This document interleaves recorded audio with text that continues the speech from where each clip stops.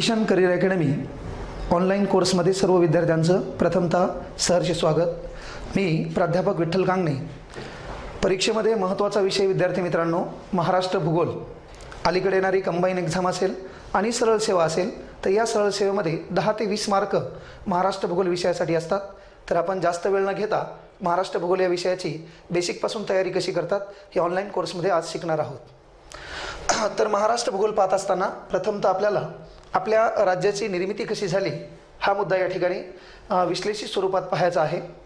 तर मित्रांनो हा महाराष्ट्र आपल्या देशामध्ये 1 नोव्हेंबर 1956 ला भाषा प्रांतवाद आयोगाची स्थापना करण्यात आली आणि आपल्या भारतात राज्यामध्ये बोललेल्या ज्या काही भाषा आहेत या भाषेवरून आपण आपल्या भारतामध्ये वेगवेगळ्या स्वरूपाचे राज्य निर्माण केले। 1 नोव्हेंबर 1956च्या भाषा प्रांतवाद आयोगानुसार आपण आपल्या भारतामध्ये आंध्र प्रदेश नावाचं प्रथम राज्य निर्माण केलं। अलीकडे आपण पाहिलं की द्रविड तेलुगू नावाची जी काही भाषा आहे या भाषेवरून आपण तेलंगणा नावाचं भारतामध्ये 2014 ला 29वे राज्य निर्माण केलं। मग असंच आपलं जे काही महाराष्ट्र नावाचं राज्य आहे हे राज्य निर्माण होण्यासाठी 1 नोव्हेंबर 1956च्या भाषा प्रांतवाद आयोगानुसार आपण 1 मे 1960 ला महाराष्ट्र नावाचं राज्य निर्माण केलं आणि महाराष्ट्र नावाचं राज्य आपल्या भारतात निर्माण होणारं 14व्या क्रमांकाचं राज्य बनलं। यानंतर महाराष्ट्र भूगोलामध्ये आपण दुसरा मुद्दा पाहणार आहोत विद्यार्थी मित्रांनो, तो आहे आपल्या महाराष्ट्राचं स्थान, आपल्या महाराष्ट्राचं भारताच्या नकाशामध्ये असणारं ठिकाण। आपला महाराष्ट्र भारताच्या नकाशामध्ये पश्चिम दिशेला आहे। तर या महाराष्ट्राला भारताच्या नकाशातील मध्यवर्ती ठिकाणाचं राज्य असं म्हणतात। आता पहा आपला महाराष्ट्र भारताच्या नकाशामध्ये पश्चिम दिशेला आहे। हा आपला भारताचा नकाशा आहे असं समजा आणि या भारताच्या नकाशामध्ये आपला महाराष्ट्र या ठिकाणी आहे। म्हणजे जर आपण दिशा पाहिली तर या ठिकाणी पूर्व पश्चिम आहे, खाली दक्षिण आहे आणि या ठिकाणी उत्तर नावाची दिशा आहे। तर या दिशेमध्ये आपला महाराष्ट्र येतो पश्चिम दिशेला। आपण दुसरा मुद्दा पाहिला की या महाराष्ट्राला आपण मध्यवर्ती ठिकाणात येणारं राज्य असं म्हणतो। याचं कारण काय मित्रांनो, तर भारताची अशी लांबी आहे 3214 किलोमीटर आणि भारताची अशी लांबी आहे 2933 किलोमीटर। ही जे एकमेकाला एका ठिकाणी छेदतात त्या शहराचं नाव आहे नागपूर आणि नागपूर शहराला आपण आपल्या भारताचा मध्यस्थ असं म्हणतो आणि हे नागपूर शहर आपल्या महाराष्ट्रामध्ये येतं म्हणून महाराष्ट्राला आणखी एक नाव पडलं मध्यवर्ती ठिकाणात येणारं राज्य। यानंतर आपल्याला पुढचा मुद्दा पाहायचा आहे तो आहे महाराष्ट्राचा आकार। महाराष्ट्राच्या आकाराला आपण त्रिकोणाकृती आकार असं म्हणतो। तर भौगोलिक भाषेमध्ये महाराष्ट्राच्या आकाराला चिंचोळा आकृती आकार असं म्हणतात। महाराष्ट्राचा आकार विद्यार्थी मित्रांनो पूर्वेकडे निमुळता आहे। याचा अर्थ असा होतो की महाराष्ट्राची पूर्व पश्चिम लांबी उत्तर दक्षिण लांबीपेक्षा अधिक आहे। हा आपल्या महाराष्ट्राचा नकाशा आहे असं समजा आणि या नकाशामध्ये जर आपण पाहिलं तर सर्वात महत्त्वाची गोष्ट आहे की आपला महाराष्ट्र पूर्वेकडे निमुळता आहे। म्हणून महत्त्वाची गोष्ट लक्षात ठेवायची की आपल्या महाराष्ट्राचा आकार त्रिकोण आकृती आहे आणि या आकाराला भौगोलिक भाषेमध्ये आपण नाव दिले चिंचोळ आकृती आकार। याचा अर्थ आपला महाराष्ट्र चिंचोक्यासारखा दिसणार आहे। यानंतर आपण पुढचा मुद्दा पाहणार आहोत आपल्या महाराष्ट्राचा विस्तार। विस्तार म्हणजेच आपल्या महाराष्ट्राची पूर्व पश्चिम आणि आपल्या महाराष्ट्राची उत्तर दक्षिण लांबी या ठिकाणी आपल्याला अभिप्रेत आहे। विद्यार्थी मित्रांनो हा आपला महाराष्ट्र आहे आणि या महाराष्ट्रामध्ये सर्वात महत्त्वाची गोष्ट काय आहे की या महाराष्ट्राची ही लांबी याला आपण पूर्व पश्चिम असं म्हणतो आणि ही लांबी याला आपण उत्तर दक्षिण असं म्हणतो। तर सध्या आपल्या महाराष्ट्राची पूर्व पश्चिम लांबी आहे 800 किलोमीटर आणि आपल्या महाराष्ट्राची उत्तर दक्षिण लांबी आहे 700 किलोमीटर। काही पुस्तकामध्ये अलीकडं ही लांबी विद्यार्थी मित्रांनो पूर्व पश्चिम 860 किलोमीटर आणि उत्तर दक्षिण ही लांबी 730 किलोमीटर देण्यात आलेली आहे। ह्याही गोष्टी आपण लक्षात घेणं गरजेचं आहे। या अगोदर आपण आपला महाराष्ट्र निर्माण कसा झाला, महाराष्ट्राचं ठिकाण कोण्या ठिकाणी आहे, महाराष्ट्राचा आकार कसा आहे आणि महाराष्ट्राचा विस्तार पाहिला। यानंतर प्रमुख मुद्दा आहे जो की परीक्षेला अनुसरून परीक्षेमध्ये यावर अधिक प्रश्न देखील विचारले जातात, तो आहे महाराष्ट्र राज्याचं क्षेत्रफळ। विद्यार्थी मित्रांनो क्षेत्रफळ पाहत असताना जर आपण पाहिलं तर जगामध्ये सध्या जी जमीन आहे ती जमीन आहे 29.22% आणि पाण्याचं प्रमाण आहे ते पाणी प्रमाण आहे 78.78%. आपण अंदाजे म्हणतो की पाणी आहे 70.78%. विद्यार्थी मित्रांनो, या अगोदर पाहिलं की आपण आपला महाराष्ट्र निर्माण झाला तो 1 मे 1960ला. यानंतर पुढं पाहिलं की आपल्या महाराष्ट्राचं भारताच्या नकाशामध्ये कोण्या ठिकाणी स्थान आहे. यानंतर पुढं पाहिलं की आपल्या महाराष्ट्राचा आकार कशा पद्धतीचा आहे. आणि यानंतर पुढं पाहिलं की आपल्या महाराष्ट्राचा विस्तार कसा आहे. यानंतर परीक्षेला अनुसरून सर्वात महत्त्वाचा मुद्दा आहे, तो मुद्दा म्हणजे आपल्या महाराष्ट्राचं क्षेत्रफळ. आता महाराष्ट्राचं क्षेत्रफळ पाहत असताना अभ्यास कशा पद्धतीनं करावा लागतो. तर विद्यार्थी मित्रांनो, जर आपण सध्या जग पाहिलं तर या जगामध्ये अंदाजे पाण्याचं प्रमाण आपण म्हणतो 71% आणि जमिनीचं प्रमाण म्हणतो 29%. अलीकडं काही पुस्तकामध्ये ही टक्केवारी 29.22% आणि ही टक्केवारी 70.78% देण्यात आलेली आहे. तर जगाच्या 29.22% जमिनीपैकी आपला जो भारत देश आहे, या भारत देशानं व्यापलेलं क्षेत्रफळ आहे टक्केवारीमध्ये 2.42%. म्हणजे आपल्या भारतानं व्यापलेलं प्रत्यक्ष क्षेत्रफळ आहे 32,87,263 चौरस किलोमीटर. आपला भारत जगामध्ये क्षेत्रफळात 7व्या क्रमांकाचं राष्ट्र आहे. मग कधी कधी परीक्षेमध्ये तुम्हाला पहिले 6 राष्ट्र विचारल्या जातील, तर ती लक्षात ठेवताना आपल्याला लक्षात ठेवायचे RCCAB. आर म्हणजे जगात क्षेत्रफळात प्रथम क्रमांकाचं राष्ट्र आहे, त्या राष्ट्राचं नाव रशिया. जगामध्ये क्षेत्रफळात 2ऱ्या क्रमांकाचं राष्ट्र आहे, या राष्ट्राचं नाव कॅनडा. क्षेत्रफळामध्ये प्रथम क्रमांकाचं राष्ट्र आहे रशिया आणि 2ऱ्या क्रमांकाचं राष्ट्र आहे कॅनडा. 3ऱ्या क्रमांकाचं राष्ट्र आहे चीन. 4थ्या क्रमांकाचं राष्ट्र आहे अमेरिका. 5व्या क्रमांकाचं राष्ट्र आहे ब्राझील आणि 6व्या क्रमांकाचं राष्ट्र आहे ऑस्ट्रेलिया. चला, आपण पाहिलंय की जगाच्या 29.22% जमिनीपैकी आपल्या भारतानं व्यापलेलं क्षेत्रफळ टक्केवारीमध्ये आहे 2.42% आणि प्रत्यक्ष क्षेत्रफळ आहे 32,87,263 चौरस किलोमीटर. याचा अर्थ भारत क्षेत्रफळामध्ये जगात 7व्या क्रमांकाचं राष्ट्र आहे मित्रांनो. मग जगामध्ये क्षेत्रफळात प्रथम क्रमांकाचं राष्ट्र आहे रशिया. हे लक्षात ठेवण्यासाठी आपल्याला हा क्रम लक्षात ठेवायचा RCCAB. जगामध्ये क्षेत्रफळात प्रथम क्रमांकाचं राष्ट्र रशिया, जगामध्ये क्षेत्रफळात 2ऱ्या क्रमांकाचं राष्ट्र कॅनडा, 3ऱ्या क्रमांकाचं राष्ट्र आहे चीन, 4थ्या क्रमांकाचं राष्ट्र आहे अमेरिका, 5व्या क्रमांकाचं राष्ट्र आहे, त्या राष्ट्राचं नाव आहे मित्रांनो ब्राझील, 6व्या क्रमांकाचं राष्ट्र आहे, या राष्ट्राचं नाव आहे ऑस्ट्रेलिया आणि क्षेत्रफळात 7व्या क्रमांकाचं राष्ट्र आहे भारत. आता सर्वात महत्त्वाची गोष्ट कोणती, की ज्या पद्धतीने आपण पाहिलं की जगामध्ये क्षेत्रफळात भारत हा आपला 7व्या क्रमांकाचं राष्ट्र आहे, त्याच पद्धतीनं जर आपण आपल्या महाराष्ट्राचा विचार केला तर आपला महाराष्ट्र भारताच्या एकूण 2.42% जमिनीपैकी आपल्या महाराष्ट्रानं व्यापलेली जमीन आहे 9.36%. अंदाजे परीक्षेमध्ये ही टक्केवारी 9.40% देण्यात आलेली आहे आणि असे प्रश्न पण परीक्षेला विचारलेले आहेत. यानंतर प्रत्यक्ष व्यापलेली जी जमीन आहे आपल्या महाराष्ट्राची ती आहे 3,07,713 चौरस किलोमीटर. आपण पाहिलं की आपला भारत जगामध्ये क्षेत्रफळात 7व्या क्रमांकाचं राष्ट्र आहे. आता आपण क्षेत्रफळ पाहिलोत आपल्या महाराष्ट्राचं, तर आपला महाराष्ट्र भारताच्या नकाशामध्ये क्षेत्रफळात 3ऱ्या क्रमांकाचं राज्य आहे मित्रांनो. आपल्या महाराष्ट्रानं भारताच्या एकूण जमिनीच्या टक्केवारीपैकी 9.36%, अंदाजे 9.40% एवढं क्षेत्रफळ व्यापलेलं आहे. आपल्या महाराष्ट्रानं व्यापलेलं प्रत्यक्ष क्षेत्रफळ आहे 3,07,713 चौरस किलोमीटर आणि यानुसार आपल्या महाराष्ट्राचा भारताच्या नकाशामध्ये क्षेत्रफळात 3रा क्रमांक लागतो. भारतात क्षेत्रफळामध्ये प्रथम क्रमांकाचं राज्य राजस्थान, या राज्याचं क्षेत्रफळ आहे 3,42,226 चौरस किलोमीटर. क्षेत्रफळामध्ये 2ऱ्या क्रमांकाचं राज्य आहे, या राज्याचं नाव आहे मध्य प्रदेश नावाचं राज्य, या राज्याचं क्षेत्रफळ आहे 3,08,346 चौरस किलोमीटर. आपण जर आपल्या भारतामध्ये सर्वात कमी क्षेत्रफळाचं राज्य पाहिलं तर त्या राज्याचं नाव आहे मित्रांनो गोवा, या राज्याचं क्षेत्रफळ आहे 3,702 चौरस किलोमीटर.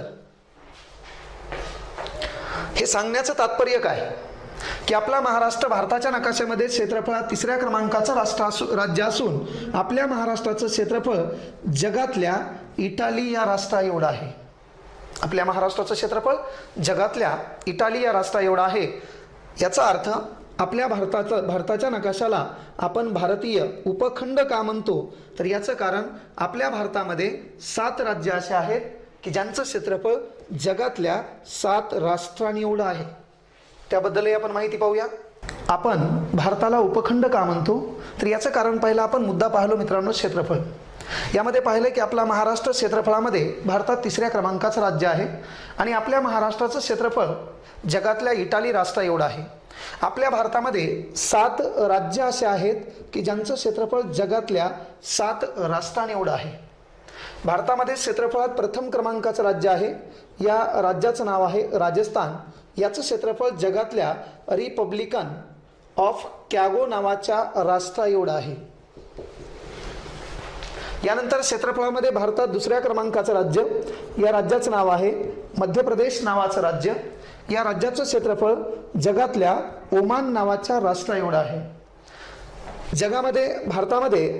क्षेत्रफळामध्ये 3ऱ्या क्रमांकाचं राज्य, राज्याचं नाव महाराष्ट्र, ज्याचं क्षेत्रफळ जगातल्या इटाली राष्ट्रा एवढं आहे.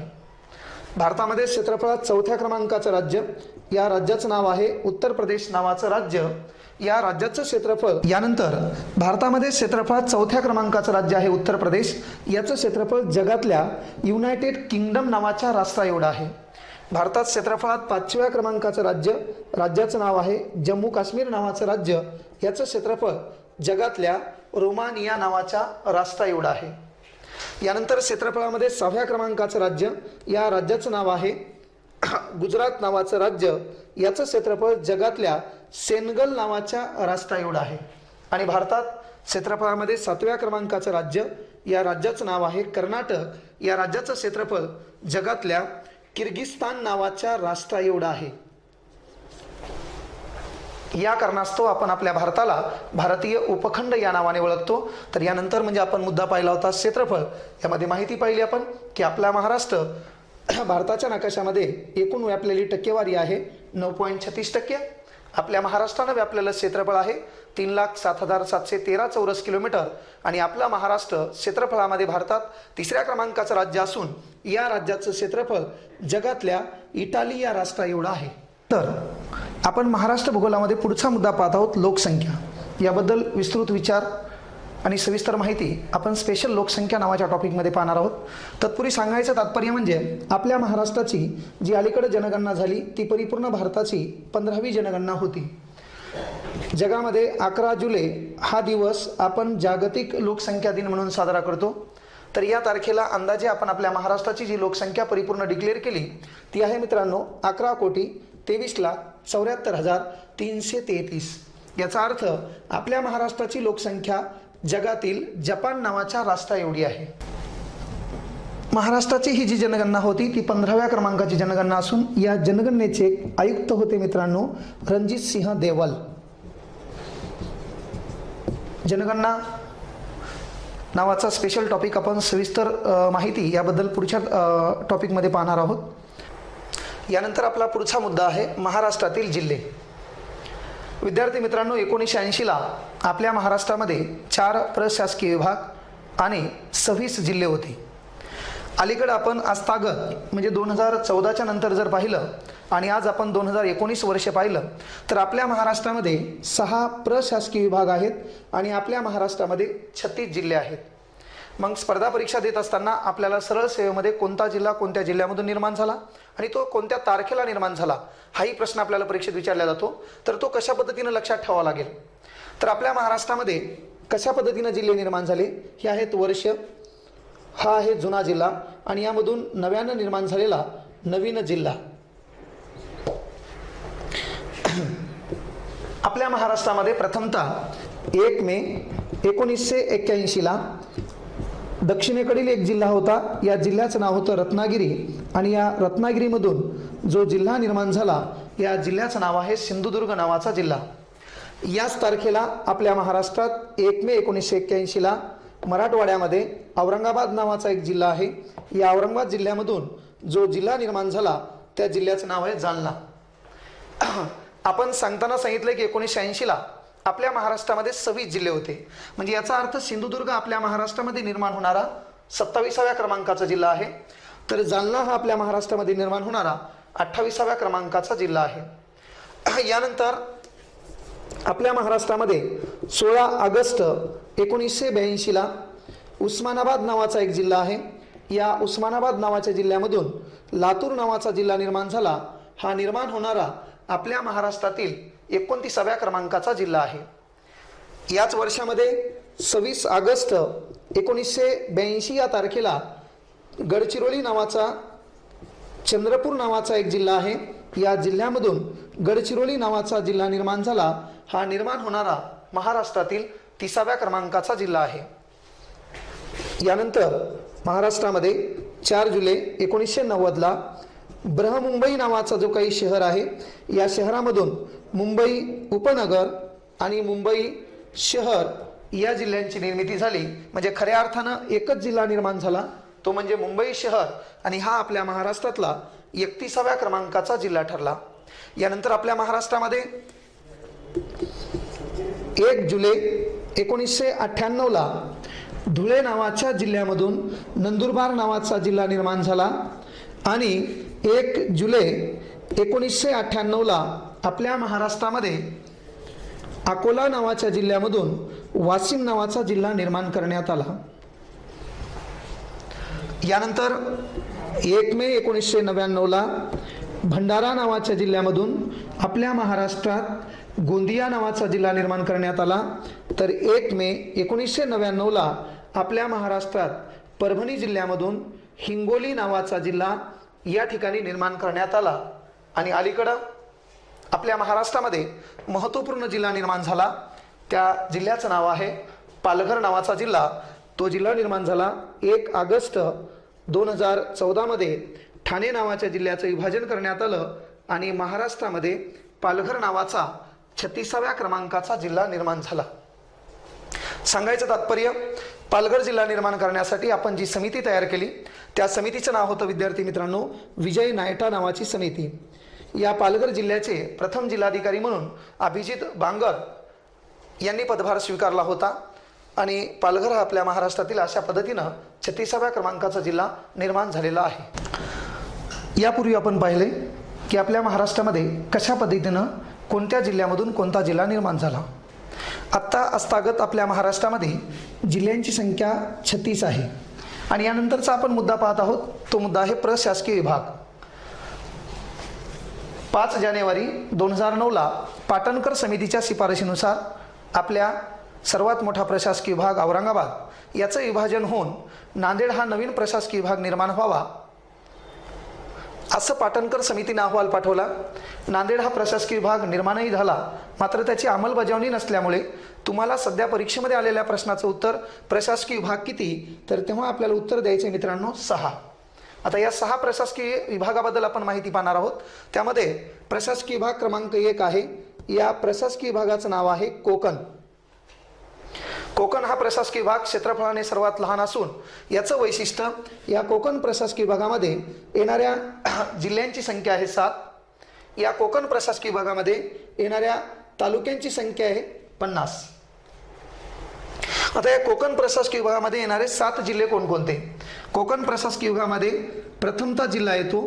या जिल्ह्याचं नाव आहे सिंधुदुर्ग. हा सिंधुदुर्ग नावाचा जिल्हा रत्नागिरीमधून 1 मे 1981ला निर्माण झाला, म्हणजे तो साहजिकच रत्नागिरीच्या जवळ असेल. यानंतर या ठिकाणी जिल्हा आहे रायगड. या ठिकाणी जिल्हा आहे मुंबई शहर. या ठिकाणी जिल्हा आहे मुंबई उपनगर. या ठिकाणी जिल्हा आहे ठाणे. आणि या ठाणेमधून 1 ऑगस्ट 2014ला अलीकडं महाराष्ट्रामध्ये 36वा जो जिल्हा निर्माण झाला तो असेल पालघर. म्हणजेच सिंधुदुर्ग, रत्नागिरी, रायगड, मुंबई शहर, मुंबई उपनगर, ठाणे, पालघर या 7 जिल्ह्यांच्या समुदायाला आपण नाव दिले कोकण प्रशासकीय विभाग. या कोकणामध्ये तालुक्यांची संख्या 50 असून या कोकण प्रशासकीय विभागामध्ये क्षेत्रफळानं सर्वात मोठा जिल्हा आहे मित्रांनो रत्नागिरी. यानंतर प्रशासकीय विभाग क्रमांक 2 आहे. या प्रशासकीय विभागाचं नाव आहे नाशिक प्रशासकीय विभाग. या नाशिक प्रशासकीय विभागामध्ये येणाऱ्या जिल्ह्यांची संख्या आहे 5 आणि या नाशिक प्रशासकीय विभागामध्ये येणाऱ्या तालुक्यांची संख्या आहे 54. सांगायचं तात्पर्य, महाराष्ट्रामध्ये 36 जिल्हे आणि 358 तालुके आहेत. त्यांचे कॅल्क्युलेशन आपलं बरोबर येणं गरजेचं आहे. जिल्हे 36 यावे आणि तालुके 358 यावेत. प्रशासकीय विभाग आहेत मित्रांनो 6. आपण पाहिलो प्रशासकीय विभाग क्रमांक 2, याचं नाव आहे नाशिक. जिल्ह्यांची संख्या 5 आणि तालुक्यांची संख्या आहे 54. मग या नाशिक प्रशासकीय विभागामध्ये कोणकोणते जिल्हे येतात? तर या ठिकाणी येणारा नाशिक नावाचा जिल्हा, या ठिकाणी येणारा अहमदनगर नावाचा जिल्हा, या ठिकाणी येणारा नंदुरबार नावाचा जिल्हा, या ठिकाणी येणारा धुळे नावाचा जिल्हा. हा नंदुरबारच्या बाजूलाच का लिहिला आपण? तर आपण पाहिलं होतं की 1 जुलै 1998ला धुळेमधून नंदुरबार नावाचा जिल्हा निर्माण झाला आहे. आणि या ठिकाणी असणारा जळगाव नावाचा जिल्हा, या 5 जिल्ह्यांच्या समुदायाला आपण नाव दिले नाशिक प्रशासकीय विभाग. जिल्ह्यांची संख्या 5 आणि तालुक्यांची संख्या आहे 54. नाशिक प्रशासकीय विभागामध्ये क्षेत्रफळाने सर्वात मोठा जिल्हा आहे अहमदनगर. याचं आणखी वैशिष्ट्य काय? तर महाराष्ट्रामध्ये क्षेत्रफळाने सर्वात मोठा जिल्हा अहमदनगर असून याचं क्षेत्रफळ 17,048 चौरस किलोमीटर एवढं आहे. महाराष्ट्रात क्षेत्रफळाने सर्वात लहान जिल्हा आहे. या जिल्ह्याचं नाव आहे मित्रांनो मुंबई शहर आणि याचं क्षेत्रफळ अवघं 157 चौरस किलोमीटर एवढं आहे. यानंतर पाहिलं होतं आपण प्रशासकीय विभाग क्रमांक 3. या प्रशासकीय विभागाचं नाव आहे अमरावती. जिल्ह्यांची संख्या 5 आणि तालुक्यांची संख्या आहे 56. आता या अमरावती प्रशासकीय विभागामध्ये येणारे 5 जिल्हे कोणकोणते? तर या ठिकाणी येणारा जिल्हा अमरावती,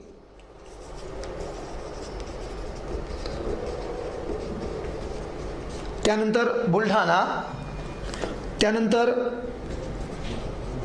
अकोला, त्यानंतर वाशिम आणि त्यानंतर येणारा जिल्हा आहे यवतमाळ.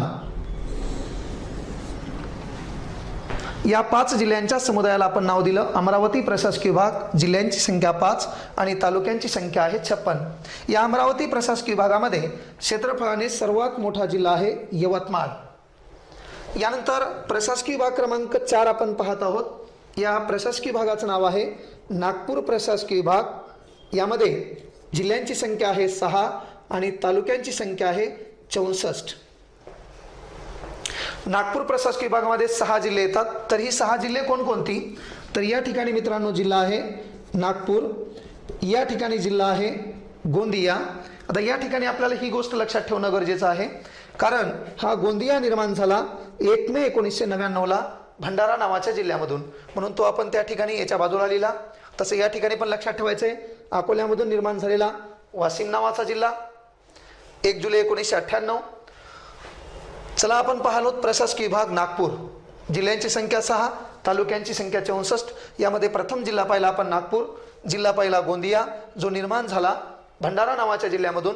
या ठिकाणी जिल्हा आहे वर्धा, या ठिकाणी जिल्हा आहे चंद्रपूर आणि या चंद्रपूरमधून 26 ऑगस्ट 1982ला जो जिल्हा निर्माण झाला त्या जिल्ह्याचं नाव आहे गडचिरोली नावाचा जिल्हा. म्हणजेच नागपूर, वर्धा, भंडारा, चंद्रपूर, गडचिरोली आणि गोंदिया या 6 जिल्ह्यांना आपण नाव दिलं प्रशासकीय विभाग नागपूर. त्यानंतर पाहिलं होतं आपण प्रशासकीय विभाग क्रमांक 5. याचं नाव आहे मित्रांनो औरंगाबाद प्रशासकीय विभाग. जिल्ह्यांची संख्या 8 आणि तालुक्यांची संख्या आहे 76. आता औरंगाबाद प्रशासकीय विभाग हा महाराष्ट्रातील क्षेत्रफळाने सर्वात मोठा प्रशासकीय विभाग आहे. याचं क्षेत्रफळ 64,813 चौरस किलोमीटर एवढं आहे. आता पहा सर्वात महत्वाची गोष्ट, आणि क्षेत्रफळाने सर्वात लहान प्रशासकीय विभाग आहे. याचं नाव आहे कोकण. याचं क्षेत्रफळ 30,394 चौरस किलोमीटर एवढं आहे. आता सर्वात महत्वाची गोष्ट मित्रांनो, आपण पाहिलो प्रशासकीय विभाग क्रमांक 5. या प्रशासकीय विभागाचं नाव आहे औरंगाबाद. जिल्ह्यांची संख्या 8 आणि तालुक्यांची संख्या आहे 76. मग या ठिकाणी असणारा औरंगाबाद नावाचा जिल्हा, या औरंगाबादमधून 1 मे 1981ला आपल्या महाराष्ट्रात जालना नावाचा जिल्हा निर्माण झाला. या ठिकाणी आहे परभणी नावाचा जिल्हा. या परभणीमधून 1 मे 1999ला महत्त्वपूर्ण जिल्हा निर्माण झाला. या जिल्ह्याचं नाव आहे हिंगोली, या ठिकाणी जिल्हा आहे नांदेड, या ठिकाणी जिल्हा आहे बीड, या ठिकाणी जिल्हा उस्मानाबाद आणि या उस्मानाबादमधून 16 ऑगस्ट 1982ला महत्त्वपूर्ण जिल्हा निर्माण झाला. त्या जिल्ह्याचं नाव आहे लातूर. म्हणजेच औरंगाबाद, जालना, परभणी, हिंगोली, बीड, नांदेड, उस्मानाबाद, लातूर या 8 जिल्ह्यांच्या समुदायाला आपण नाव दिलं प्रशासकीय विभाग औरंगाबाद. जिल्ह्यांची संख्या 8 आणि तालुक्यांची संख्या 76. यानंतर आपण शेवटचा प्रशासकीय विभाग पाहिलो. या प्रशासकीय विभागाचं नाव आहे पुणे. या पुणे प्रशासकीय विभागामध्ये जिल्ह्यांची संख्या आहे 5 आणि तालुक्यांची संख्या आहे 58. मग या पुणे प्रशासकीय विभागामध्ये 5 जिल्हे कोणकोणते?